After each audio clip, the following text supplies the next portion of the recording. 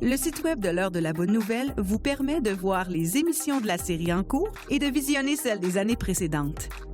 Dans la section Liens utiles, nous identifions plusieurs liens Internet donnant accès à du contenu évangélique de qualité.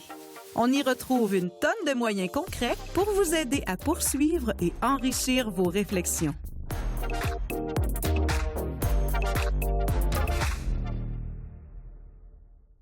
Alors, Jean-Sébastien, François, la richesse de cette histoire-là, c'est toute la réconciliation que Dieu veut nous donner, puis d'une façon passionnée.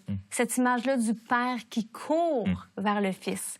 Quelqu'un a déjà dit que c'est la seule place où on voit Dieu courir, parce que le Père, c'est l'image de Dieu, on s'entend. Puis peu importe la situation, le Fils qui est allé aux extrémités là, pour s'éloigner de son Père, pour vraiment se détourner de son Père, Dieu court pour l'accueillir, pour le recevoir, pour lui redonner son honneur.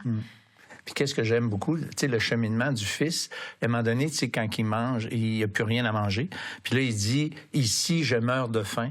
Ça, on peut dire, c'est comme une conviction que s'il fait rien, ben il va mourir. Tu sais, spirituellement, c'est vrai. Et puis là, il dit quelque chose de vraiment intéressant. Il dit, je me lèverai au futur, j'irai vers mon Père. Mais s'il en était resté là, il ne se serait rien passé.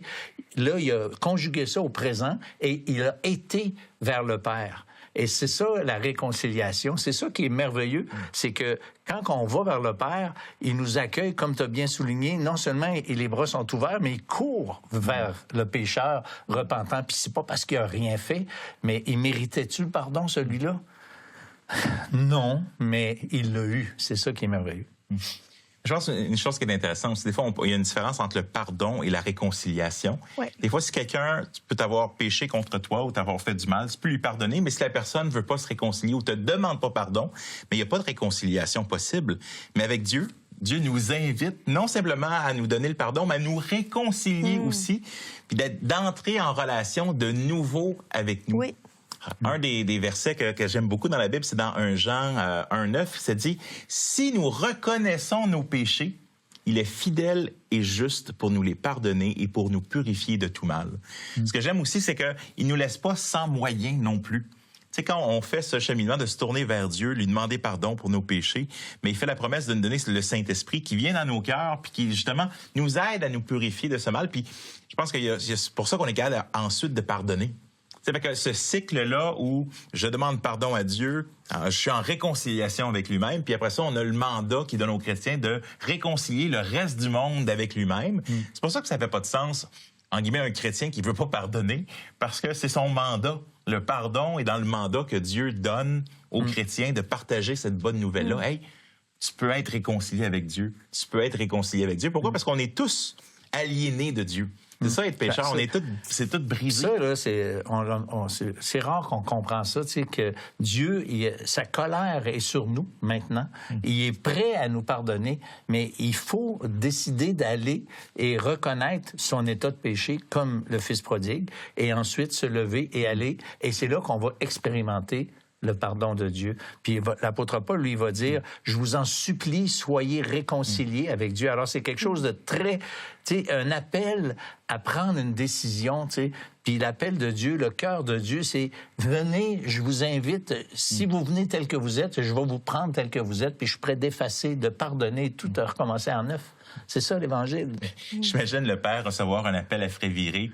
Bonjour, vous avez un appel à frais virés de votre fils. Acceptez-vous les frais? Oui, c'est ça. Puis après ça, hey, peux-tu m'envoyer un autre 20$? Ça aurait pas peut-être, tu sais, il n'y aurait pas eu cette repentance-là. Non, c'est ça, il n'était pas honnête. Ni la réconciliation.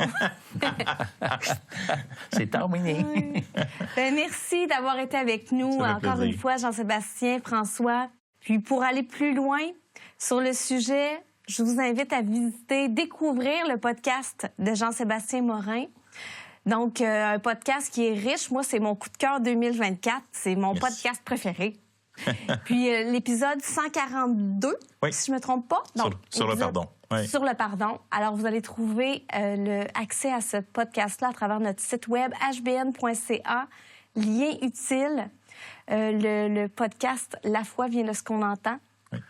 un bel outil pour aller plus loin. Puis sur cette même page-là, vous avez d'autres aussi, plein d'outils pour approfondir vos connaissances, votre foi, aller creuser dans la Bible. Donc, je vous invite à vraiment aller faire un tour sur notre site Web. Régulièrement, on a du contenu qu'on ajoute à tous les mois. Alors, merci François et Jean-Sébastien. À très bientôt pour une autre émission de l'heure de la bonne nouvelle.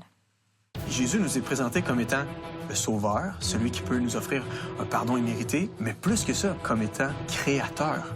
Par lui, tout a été fait. On n'est pas juste ici indépendant, on a été mis sur cette terre pour une raison particulière, pour, avec nos dons, avec notre personnalité unique, avec notre personne qui est unique, rendre gloire à Dieu dans tout ce qu'il est. Tu vaux plus que juste une incertitude, un flou.